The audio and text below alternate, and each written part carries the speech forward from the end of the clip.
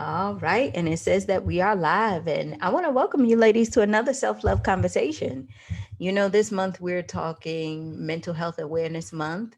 And I'm truly excited about it. We had some amazing women who has come forward to tell their story about mental health and to just come and give us some tips and everything. And so tonight we have the wonderful Jess Knotes. Did I say that right? That's right. And she is going to tell us her story about her battle with infertility and bipolar. So, Jess, thank you for being here. Of course. Thanks for having me. Yes. So the my first question is that I wanted to ask you about your story. So I read the blog, and when I was reading the blog and you was telling your story about infertility, the first thing that came up for me was the feelings that you were feeling as you were going through each stage when you were, trying to get pregnant the first time. Did you always believe that it was something that could not be done, or was it just something that you guys just decided to try based on age or whatever? We just decided to try basically, and a year went by of, the prerequisite year that the doctors tell you, to do, and I didn't get pregnant. And I Yeah. had never had any problems. I didn't think I had any infertility problems. Honestly, I thought maybe my husband had a problem because I was I was fine. Like I was like clockwork, everything was good. Right.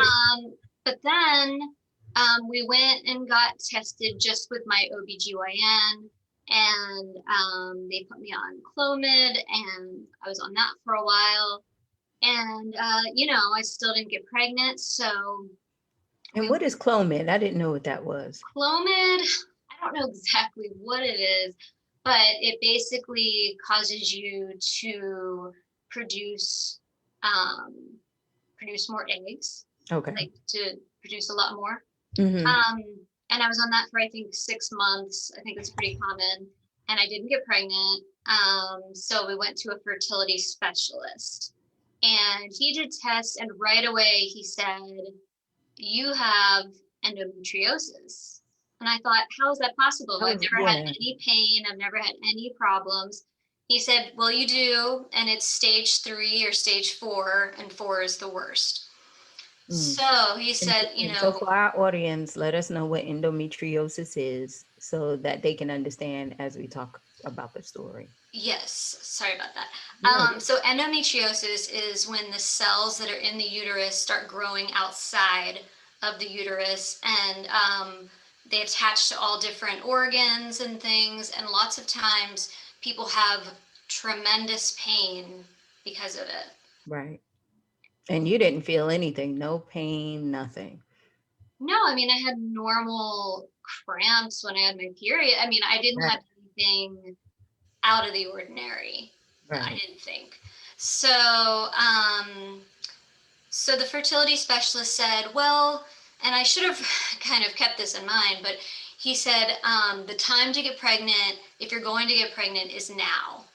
And so at that point, I was probably 34, almost 35. And he said, in a couple more years, you might have a lot more trouble. Mm. So we did the IUI treatment, which is intrauterine insemination. Mm-hmm. Um, I could go into explaining that, but that is so, Right. and I had to do injections like hormones. So it's sort of like doing, like, I call it, baby IVF. I Yeah. mean, everyone's heard of IVF. Yeah. So we did it, and the second round is when I got pregnant. Mm-hmm. And at that point, my husband and I, we were sort of like, if we don't get pregnant, we're not going to do another round. And like with our jobs, we can work anywhere. Like we could move to Europe, we could move to Barcelona, like we could do, Right, right. We could and paint we the could be happy, town, we we'd could be do happy, whatever. Right. you know, Uh-huh. without having children. So, but I did get pregnant, and yeah, we had our daughter. That is amazing. And so when you had your child and you saw your baby for the first time, did you have that awe that came over you and was like, wow, like I did a lot of work to get you here, little girl.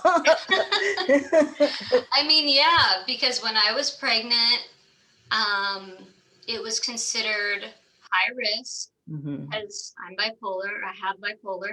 Hmm. And I had to go to so many extra appointments with OBGYN, with my psychiatrist. It was a lot of work. And I mean, I was so healthy during my pregnancy, like healthier than I've ever been. Hmm. Because I thought, if me having bipolar is going to possibly affect our child, I don't want there to be anything else that Right. could ever, do any harm. So I ate so healthy, I exercised all the time, I was really on top of it. So yeah, I mean, and she's amazing. She's amazing. And so now that we talk about the bipolar, um, how did you know, like, and how did you get diagnosed? Were you having like, different mood swings? Like, um, when did you know that you had bipolar or that you were bipolar? Well, I was first diagnosed with depression, which is Hmm. pretty common with people Right. who have bipolar. I was diagnosed with depression when I guess I was 18. Hmm. I was just going off to college.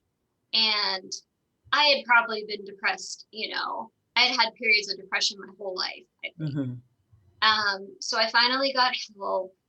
And then going into my sophomore year of college, when I was 19, is when I was diagnosed with bipolar type 1. I I was definitely not feeling like myself. Um, I remember I was making all these new friends, and I was like a social butterfly all of a sudden, whereas, my whole life I've been an introvert, Hmm. and I've always sort of like had trouble making friends. And I was having all these racing thoughts. And then things started getting a little bit more weird for me. One night in my dorm room, I fell out of the top bunk. Hmm. And for some reason, I really thought that the devil pushed me out of the bed and was trying Hmm. to hurt me, kill me.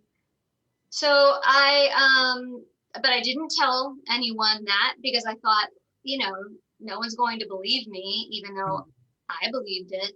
Hmm. Um, so eventually things kept ramping up where I had my first manic episode. And it was also, in the dorm room. I wasn't sleeping, which is a huge thing.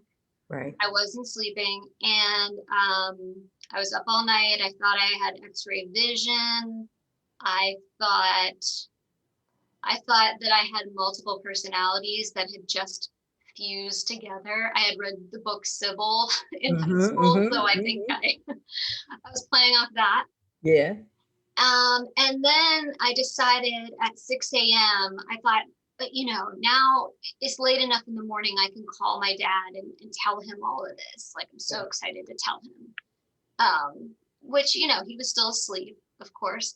And I called him and told him, and my dad is a therapist. Mm. And I'm very, very lucky that he is a therapist and he knew exactly what was going on. He dropped everything. He came, I was at school at Pitt, and he drove up to get me. And he actually is the person who kept me out of the psych ward because he convinced my psychiatrist to, put me Right. under his care instead of That's right. a hospital. And so, for a person who is listening, and including myself, who has no experience as far as, we don't know, being around someone who's bipolar, we don't know. Like, what are some of the signs or what are some of the things? Like, the things that you were experiencing, was it a feeling? Did you actually see it? Because there's so many stigmas around it. Like, what was it that you were experiencing? I mean, it was definitely a feeling. I felt on edge, but I also felt like, who is this person? This is not me. Hmm. Um, the racing thoughts was a major thing. I wasn't sleeping. I wasn't able to sleep, and I did not need sleep. So Mm. that's a huge part of it. I wasn't eating much, and I was like drinking so much water. I was thirsty all the time. Um, and I was, much more like confident and gregarious. I mean, I was having euphoric mania. Um, and that's what people sort of know about is that one. But it so my friends thought like, oh, Jess is so much fun now. Like she's so, Yeah, you that's know, what I would think. Like, that's what I would think. Like, oh, well, Jess is coming out of her shell. She's finally decided, understanding she's in college now. Parents are not around. You know what I'm saying? Where there's more things going on. But it's like, how would we know that? Right? Because to everyone else, you might have just been a regular college kid. You know what I'm saying? no, I agree. I think it's really hard to tell, especially for someone else to Hmm. tell. And I think the only way you could really tell is if I had told you something that was off the wall, like Right. the devil, I'm seeing the devil, or, I have x-ray vision. I mean, that would be a huge I alarm. would have been like, well, what you been smoking, girl, or what you took? Because we're gonna have to make sure we monitor the weed that we give you the next time. You know what I'm saying? Like that's how when you're in college, that's how you think, right? When you're young, that's how you think. Like, oh my God, what's this weed that we smoked? Or, was it this that we did, right? And so you're feeling these things, right? And you decided to let your dad know the feelings that you were having. What was going through your mind though? Were you thinking that they was going to send you away, or did you feel frightened of these thoughts that you had, or like, were you comfortable with these thoughts and didn't know what was going on? I was actually comfortable with these thoughts. I mean, I believed them. I mean, I took as truth. Mm-hmm. When I told him everything over the phone and he came, and when I heard him talking to my psychiatrist, because, I already had one because I was diagnosed with depression. Right. Um, and I realized what was happening, like it finally hit me. I mean, that's when it was like, oh no, party's over. Like, what is happening? And I was obviously distraught. I mean, I realized what was happening at that point, Mm. but And it was a long time until, I could be put on meds and I could be, somewhat stable, that I right. could really kind of assess what had happened. And what does stable mean? Stable means that you are more calm, you are more aware of your surroundings, or you don't get the racing thoughts. Yeah, I mean, for me, stable is like feeling like before I was diagnosed with bipolar, to be Hmm. honest. I mean, it's feeling like my old self. Right. I don't have any bipolar symptoms. Um, I don't have any depression. Just, kind of right there in the middle, like just like someone who doesn't have bipolar. Right. Okay. And then you move on in life and then you find love. Was it hard for you after you were diagnosed to go out and make friends, or to be around your friends? Or was it just something that was normal that you just shared? Like, girl, you know what? They diagnosed me with bipolar. So, oh well. You know Yeah. what I'm saying? Well, in the beginning, for I would say at least the first 6 months after my diagnosis, I pushed away all of my friends. Mm. I mean, first of all, it wasn't really, I couldn't even, my meds were so off and I Yeah. wasn't feeling good that like I just didn't call anyone back if you called me. And I was so embarrassed. I mean, there's such a huge Mhm. stigma associated with bipolar, and all of a sudden, this is my life. Right. This is what I have to deal with. But then I came around, and then after that, I think I was just pretty much like my old self when it came to friends. Was able to make friends, and if I trusted someone, I got to know someone well enough, I would tell them. Right. Right. And when you met your husband and you guys, got together and you told him, what was his reaction? Was he like, you know, okay, well, we'll see if we can work through this, right? Yeah, well, my husband is like such a unique person. I mean, I felt comfortable telling him on the Third date? third date. And he had Ah, already told me like quite a few things on the first yeah. and second dates. So Okay, I gotcha. felt okay about it. And I remember he kind of kept saying, he's like, but are you okay? Like he Mm-hmm. just wanted to make sure I was okay. And I said, well, I'm okay right now. I said, I'm not always okay. Mm-hmm. I do have these episodes at times. I take medication, but he was pretty much unfazed. I mean, that was the extent of it for Okay. him. Did your family react to you differently once they found out that you were diagnosed, or did they, just step up to support you? Did you see anything different? I mean, they were really supportive. I think it's because, my dad is a therapist. They're all kind of used to talking about mental illness and mental health. Um, yeah, I mean, everyone was really supportive. People didn't talk about it that much, Mm-hmm. unless I brought it up or if I was having symptoms and I needed, space or whatever it was. Um, but it was a tough time. I mean, Yeah. I went on with college. I took 6 months off, and then I went on to I transferred so I could live at home, and it was rough. I mean, I changed my major, like I did everything to shape my life to having bipolar, Mm-hmm. so that I could succeed while having it. How was the pandemic for you? Well, it was, like for everyone, I guess.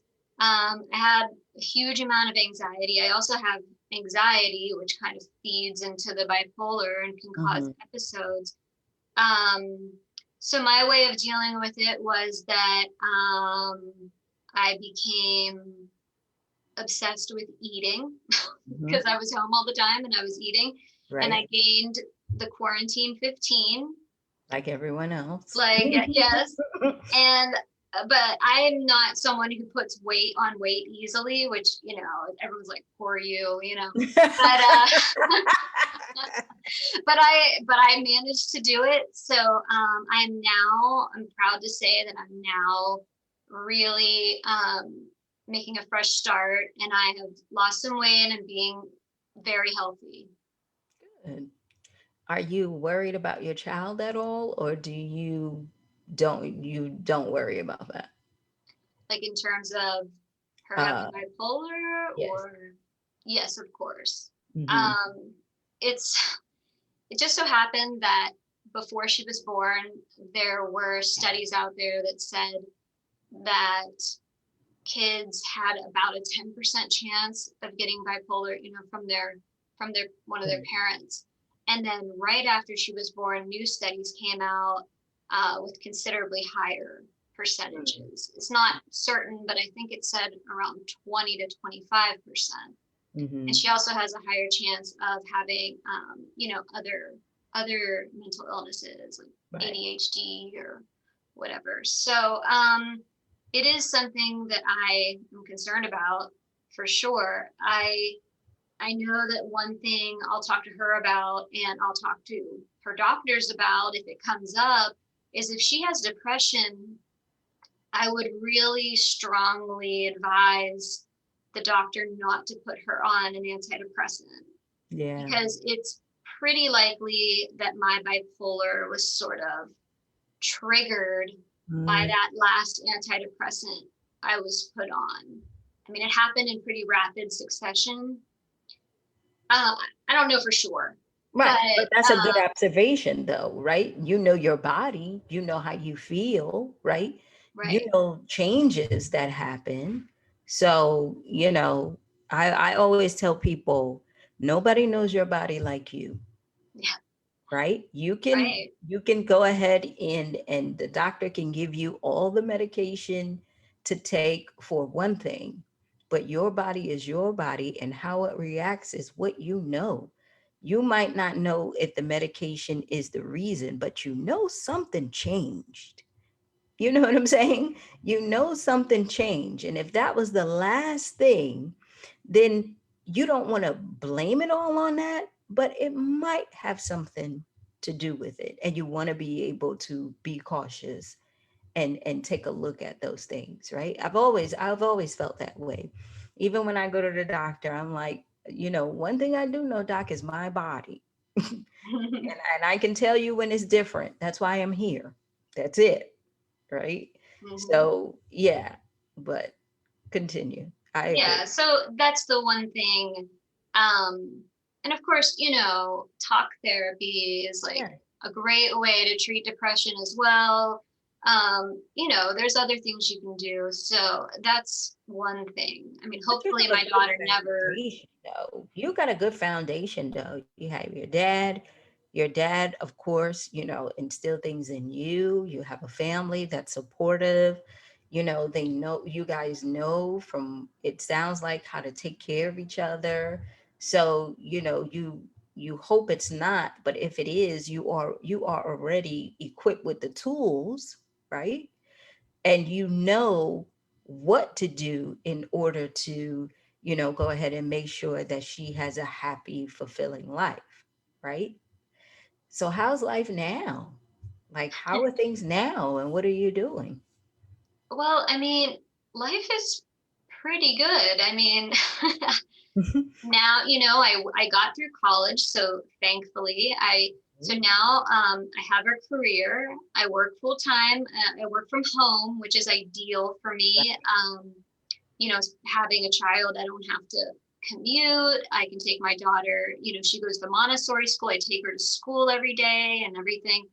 So I work as a production editor for. I have 4 scientific journals that I work on, Mm. and I work Wow. for a nonprofit, which was like one of my dreams. Yeah, and I'm, When married to like such a wonderful person, so understanding and supportive. So you Um, don't have bipolar, you have hyperbrain.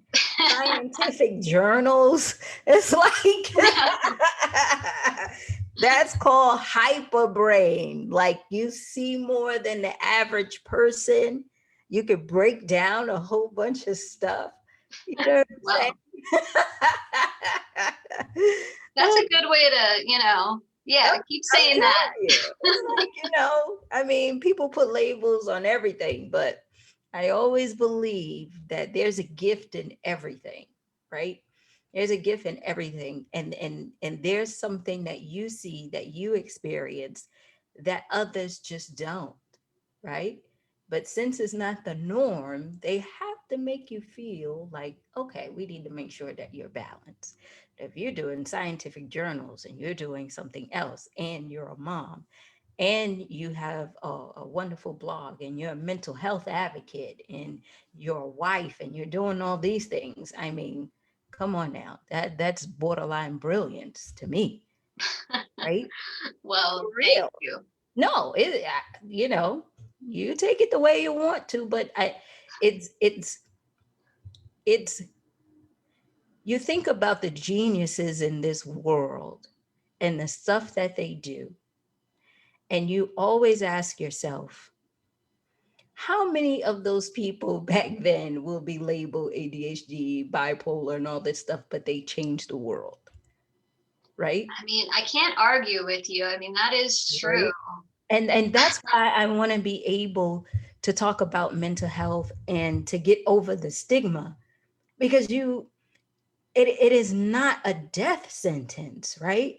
It's not this thing where you feel you have to isolate yourself, or you are around people and they're saying, oh, watch out for Jess. We don't want to set her off, right? Or don't talk about something important to her because she's going to fly off the handle and have an episode.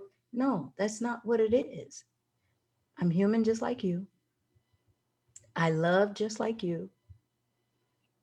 I just have a hyper brain where my thought process runs a little bit faster than yours. You know what I mean? Sure. I mean, I mean, that's how I look at it. And so now when you look at yourself in the mirror, what is it that you see? well, it's changed, but since I really became a mental health advocate, I see myself completely differently. It's only been like a year and a half, but in that time, I'm just like, I'm proud to be myself. And I didn't feel that way before, because even though I wasn't ashamed, I felt like, because I wasn't talking about it publicly, and I felt like I was hiding it, or that I had to hide it, I felt like that had to mean I was ashamed on some level. And now, like, when I meet people and I'm just like, oh, they probably know, they probably have seen my blog, they've seen my Facebook posts, like, and I'm happy about it. Like, I feel like people are getting to know all of me finally after 20 years. Oh, I can't hear. And it's like a release, right? Like you have this kind of like this exhaling where you're like, you know what? This is who I am. This is my life. And I'm going to live it the way that I want to, No, right? it's a total release and relief. And it also, I feel like, for some people, maybe it explains some things about me that they maybe wondered about. Like, there were a lot of times I didn't go to like a large event, even like a large family event, because I just felt like I couldn't. Like, I felt like it would set me off, and I could have like a manic episode afterward, and it Right. wasn't worth it for my health. But now, I mean, these people probably at least understand more. Mm-hmm. And I think that's just like, that's all I want, is for people to understand more. If they can understand, then the stigma can, just keep going away. And so give us your blog so we can follow you, so we can understand. And the stories are great.